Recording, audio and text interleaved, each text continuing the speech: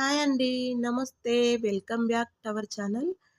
ఈరోజు పూజా విధానం ఏమిటంటే సంకష్టహర చతుర్దశి పూజా విధానం. మనకు వైశాఖ మాసంలో సంకష్టహర చతుర్దశి ఎప్పుడు వచ్చింది? స్వామివారికి ముడుపు ఎప్పుడు కట్టుకోవాలి? పీఠం ఎప్పుడు పెట్టుకోవాలి? చంద్రోదయ సమయం ఏంటి? అన్ని విషయాలు ఈ వీడియోలో తెలుసుకుందాం. వీడియో ఎక్కడ స్కిప్ చేయకుండా చివరి వరకు చూడండి. మనకు ప్రతి నెల పౌర్ణమి తర్వాత 3వ రోజు కానీ, 4వ రోజు కానీ చవితి తిథి వస్తే దీన్నే సంకష్టహర చవితి అని అంటారు. ఈ సంకష్టహర వ్రతాన్ని మనము మానవ కష్టాలు తీరడానికి ప్రతి ఒక్కరూ చేసుకోవచ్చండి. దీనికి ఆనవాయితీ అనేది ఏమీ లేదు. ప్రతి ఒక్కరు ఈ వ్రతాన్నైతే చేసుకోవచ్చు. మన మానవ జీవితంలో పడే కష్టాలన్నిటిని దూరం చేస్తుంది ఈ వ్రతం. ఈ వ్రతం ఎప్పుడు ఆచరించాలంటే చంద్రోదయ సమయానికి చవితి తిథి ఉన్నప్పుడు ఈ వ్రతాన్ని అనేది మనం చేసుకోవాలి. ఈ వ్రతం 21 నెలలు కానీ, 11 నెలలు కానీ, 9 నెలలు కానీ, 5 నెలలు కానీ, 3 నెలలు కానీ సంకల్పం తీసుకొని చేసుకోవచ్చు. కొందరైతే తమ జీవితంలో భాగం చేసుకొని సంవత్సరంలో 12 నెలలలో ప్రతి నెల వచ్చే చవితి తిథి రోజు సంకష్టహర వ్రతం అనేది చేసుకుంటారు. చాలా పవర్ఫుల్ అండి. మనం వెసులుబాటును బట్టి ఎన్ని నెలలైనా సంకల్పం తీసుకొని చేసుకోవచ్చు. 21 నెలలు కనుక ఈ వ్రతాన్ని ఆచరిస్తే చాలా అద్భుతం అండి. చాలా మంచి ప్రతిఫలం అనేది లభిస్తుంది. ఈ చవితి తిథి మంగళవారం రోజు కనుక వస్తే చాలా మంచిది.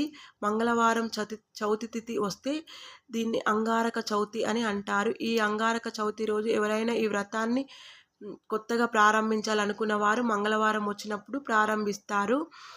కానీ మానవ జీవితంలో వచ్చే కష్టాలు ఎక్కువగా ఉన్నాయి అనుకున్నప్పుడు ఏ నెలలో అయినా ఏ వారం వచ్చినా మనం చేసుకోవచ్చండి. తప్పేమి లేదు. మంగళవారమే రావాలని ఏమి లేదు. కొత్తగా ప్రారంభించేవారు ఎక్కువ కష్టాలు ఉన్నాయి, పనులో ఆటంకాలు జరుగుతున్నాయి, చదువు, బుద్ధి, ఆర్థిక ఇబ్బంది ఎలాంటి కష్టం ఉన్నా కూడా ప్రతి నెల ప్రతిలో వచ్చే ఏ వారం రోజైనా ఈ వ్రతం అనేది ఆచరించవచ్చు.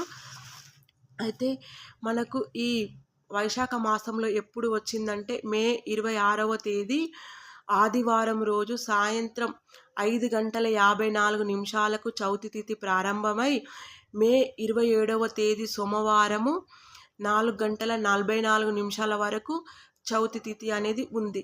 కాబట్టి మనము ఆదివారం రోజే ఈ వ్రతం అనేది చేసుకోవాలి. ఎందుకనగా మనం చంద్రోదయ సమయానికి ఈ వ్రతాన్ని ఆచరిస్తాం కాబట్టి మనం సాయంకాలమే ఈ వ్రతం అనేది చేసుకోవాలి ఆదివారం రోజే. ఈ వ్రతము ఏ విధంగా ఆచరించాలనేది ఇప్పుడు తెలుసుకుందాం. మనము సంకష్టహర వ్రతం చేసుకోవడానికి మనము సూర్యోదయం కంటే ముందే నిద్ర లేచి ఇంటిని శుభ్రం చేసుకొని పూజా మందిరంలో నిత్య దీపారాధన చేసుకొని 9 గంటల లోపు ఒక పీఠం పెట్టుకొని పీఠం పైన ఒక వస్త్రం వేసి ఆ వస్త్రం పైన కొన్ని బియ్యం వేసి మీ దగ్గర ఫోటో ఉంటే ఫోటో లేదంటే విగ్రహం పెట్టుకోవాలి. విగ్రహం పెట్టుకొని దీపారాధన చేసుకొని ఒక ఎర్రని జాకెట్ పీస్ తీసుకొని ఒక ప్లేటుకు పసుపు కుంకుమ రాసి ఆ వస్త్రాన్ని ఆ ప్లేట్ పైన వేసి ఆ ఎర్రని వస్త్రంలో కొంచెం పసుపు, కొంచెం కుంకుమ, కొన్ని అక్షంతలు వేసి 3 గుప్పుల బియ్యము లేదా 3 దోసెల బియ్యము వేసి 2 పసుపు కొమ్ములు, 2 పోకలు, 2 ఖర్జూర పండ్లు, 2 తమలపాకులు, 21 రూపాయి దక్షిణ అందులో పెట్టి మీరు ఏ సంకల్పం కోసం అంటే ఏ కోరిక కోసం అయితే ఈ పూజ చేసుకుంటారో ఆ కోరికను మనసులో తలుచుకొని ఎన్ని నెలలు ఈ వ్రతము ఆచరించాలనుకుంటున్నారో అన్ని నెలలను మనసులో తలుచుకొని ఎవ్వరితో మాట్లాడకుండా ఈ విధంగా ముడుపు అనేది కట్టుకోవాలి. ముడుపు కట్టుకున్న తర్వాత దానికి గంధం కుంకుమ బొట్టు పెట్టి కొన్ని అక్షంతలు పువ్వు సమర్పించి స్వామివారి పాదాల వద్ద ఉంచాలి. ఈ విధంగా స్వామివారి పాదాల వద్ద ఉంచి ధూపం వేసి ఒక బెల్లం ముక్క స్వామివారికి నైవేద్యం పెట్టి హారతి ఇవ్వాలి. ఈ విధంగా పూజను ఆచరించి మీరు టెంపుల్కి వెళ్ళి 21 ప్రదక్షిణ స్వామివారికి చేసి రావాలి ఉదయం. లేదంటే ఇంట్లోనే మీరు ఆత్మ ప్రదక్షిణ 21 ప్రదక్షిణ అనేది చేయాలి. ఇలా 21 ప్రదక్షిణ చేసి మీరు సంకల్పం చెప్పుకొని ఇంకా ఉదయం నుండి సాయంకాలం వరకు ఉపవాసం ఉండాలి. ఉపవాసం ఉండలేని వారు పాలు పళ్ళు తీసుకొని ఉండవచ్చు. ఇలా ఉపవాసం ఉండి సంధ్యా సమయంలో ఇంటిని ఒకసారి ఊడ్చేసి వాకిట్లో మళ్ళీ ఊడ్చి ముగ్గు పెట్టుకొని కంఠ స్నానం చేసుకోవాలి. ఉదయం తల స్నానం చేసుకుంటాం కదా, ఈవినింగ్ కంఠ స్నానం చేస్తే సరిపోతుంది. తలస్నానం చేయని అవసరం లేదు. ఇలా కంఠ స్నానం చేసి సంధ్యా దీపారాధన చేసుకొని ఇంకా మనం ఉదయం పీఠం పెట్టుకున్నాం కదా, ఆ పీఠం పైనే కలశం అనేది పెట్టుకోవాలి. ఈ వ్రతానికైతే ఖచ్చితంగా కలశం అనేది పెట్టుకోవాలండి. ఎందుకంటే కొన్ని వ్రతాలకు, కొన్ని పూజలకు కలశం పెట్టుకుంటే మంచిది. కలశం అనేది చాలా మంచిదండి. ఇలా ఇంట్లో పెట్టుకుంటే ఆనవాయితీ లేదు అనుకునే వారు కూడా పెట్టుకోవచ్చండి, తప్పేం లేదు. కానీ మేము పెట్టుకోలేము అనుకునేవారు స్కిప్ చేసేయండి. ఒక చెంబులో నీళ్లు తీసుకొని పసుపు, కుంకుమ, అక్షంతలు, పువ్వు వేసి అదే కలశంగా పెట్టుకోండి. కానీ కలశం పెట్టుకొని పూజ చేసుకుంటే చాలా మంచిది. రాగి కానీ ఇత్తడి కానీ చెంబు తీసుకొని అందులో నీళ్లు వేసి పసుపు, కుంకుమ, అక్షంతలు, ఎర్రని పువ్వు, ₹1 కాయిను, బంగారం, వెండి ఉంటే వేసుకోవచ్చు. 5 తమలపాకులు కానీ 5 మామిడాకులు కానీ పెట్టి పీచుతో ఉన్న కొబ్బరికాయను పెట్టుకుంటే మంచిదండి. లేదంటే కొబ్బరికాయను పెట్టుకోండి. కొబ్బరి బోండాను కూడా పెట్టుకోవచ్చు. ఎర్రని జాకెట్ పీస్ ఇలా కిరీటంలాగా చుట్టండి. ఇలా కలశం ఏర్పరచుకోండి. కలశం ఏర్పరచుకున్న తర్వాత మనము పసుపు గణపతిని తయారు చేసుకోవాలి. గౌరీదేవిని తయారు చేసుకోవాలి. పసుపుతో గణపతిని, పసుపుతో గౌరీదేవిని తయారు చేసుకొని ఒక తమలపాకులో ఆ పీట మీద ప్రతిష్ఠించుకోవాలి. ప్రతిష్ఠించుకొని మీ దగ్గర విగ్రహం ఉంటే విగ్రహాన్ని పెట్టుకోండి. లేదంటే ఫోటో పెట్టుకున్నారు కదా మార్నింగ్, ఆ ఫోటోకైనా పూజ చేసుకోవచ్చు. విగ్రహం ఉంటే విగ్రహం పెట్టుకోండి. పెట్టుకొని ఇంకా అన్నీ సిద్ధం చేసుకోవాలండి. ఇక్కడ మనం ఈ పూజకు మనకు 21 రకం పత్రి అనేది అవసరం ఉంటుంది. మనం వినాయక చవితికి 21 రకం పత్రి తీసుకొచ్చుకుంటాం కదా, అదే విధంగా ఈ పూజ కూడా 21 రకం పత్రి అనేది తీసుకొచ్చుకోండి. మీకు ఇప్పుడు 21 రకం పత్రి దొరకడం కష్టం అనిపిస్తే గరక మనకైతే ఈజీగా దొరుకుతుంది. గరక మారేడు పత్రి తీసుకొచ్చుకోండి. ఇలా ఇవి 21 తీసుకొచ్చుకోండి. గరక, మారేడు పత్రి తీసుకొచ్చుకొని పెట్టుకోండి. 21 రకం పుష్పాలు అవసరం ఉంటుంది. 21 రకం పుష్పాలు ఈజీగా దొరుకుతాయండి. అలా పుష్పాలు దొరికితే తీసుకొచ్చుకోండి. లేదంటే పువ్వులనే 21 సపరేట్ పెట్టుకోండి. మనకు మళ్ళీ ఇక్కడ 21 గరకతో పూజ చేయాలి. 21 నామాలు స్వామివారిని చెప్పుకుంటూ 21 గరక కట్టలుగా కట్టి స్వామివారి ముందు పెట్టాలి. అంటే గరకను తీసుకొని ఇలా గరక ఇక్కడ నేను వీడియోలో ముందు చూపిస్తాను. కొంచెం గరక తీసుకొని ఇంకో గరకతో ముడివేసి 21 కట్టలు తయారు చేసి పెట్టుకోవాలి మనం ముందే. ఇలా అన్నీ సిద్ధం చేసుకొని పూజ దగ్గరికి వచ్చి చేసుకుంటే మంచిదండి. ఎందుకంటే పూజ చేసేటప్పుడు మధ్యలో లేవకుండా ఉండాల్సి ఉంటుంది. ఇలా మనం అన్నీ సిద్ధం చేసుకొని పెట్టుకొని ఇంకా ముందైతే మనము సంకల్పం చెప్పుకొని ఆచనీయం చేసుకొని గంట మోగించాలి. గంట మోగించుకొని ప్రాణాయామం చేసుకొని ఇంకా కలశ పూజ చేసుకోవాలి. మనము పెట్టుకున్న కలశంలోకి స్వామివారిని ఆవాహం చేసుకోవాలి. లేదంటే మీరు ఒక చెంబులో నీళ్ళేసి పెట్టుకున్నారు కదా, ఆ చెంబుల మీద అరచేతి మూసి కలశ పూజ చేసుకొని మనం ముందు పసుపు గణపతికి అయితే పూజ చేసుకోవాలండి. ముందు పసుపు గణపతికి ధూప దీప నైవేద్యాలు అష్టోత్తరం చదువుకోవాలి. పసుపు గణపతికి పూజ చేసిన తర్వాతనే మనం విగ్రహ పూజ చేయాలి. పసుపు గణపతికి అష్టోత్తరం చదువుకోవాలి. ఇక్కడ ఎర్రని అక్షంతలతో కానీ, ఎర్రని పువ్వులతో కానీ, పసుపు అక్షంతలతో కానీ పూజ అనేది చేసుకోవచ్చు. పసుపు గణపతి పూజ చేసుకొని బెల్లం ముక్క నైవేద్యం పెట్టి స్వామివారికి హారతి అనేది ఇవ్వండి.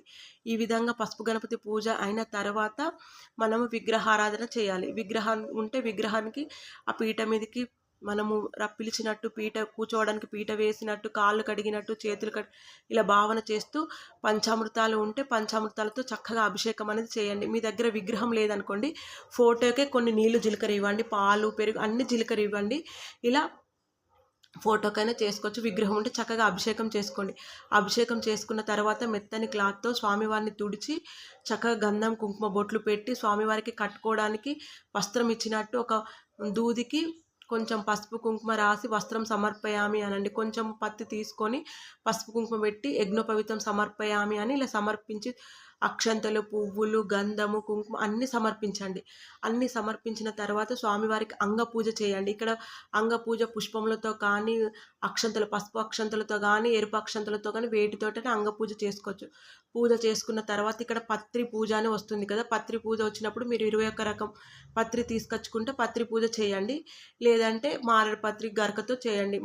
మారేడు పత్రి దొరకకపోయినా సరే గరక ఉంటే గరకతో మంచిగా చక్కగా పూజ చేయండి. పత్రి పూజ చేసిన తర్వాత స్వామివారికి పుష్ప పూజ ఉంటుంది. 21 పువ్వులు తీసుకోండి. 21 రకం అయితే మంచిదండి.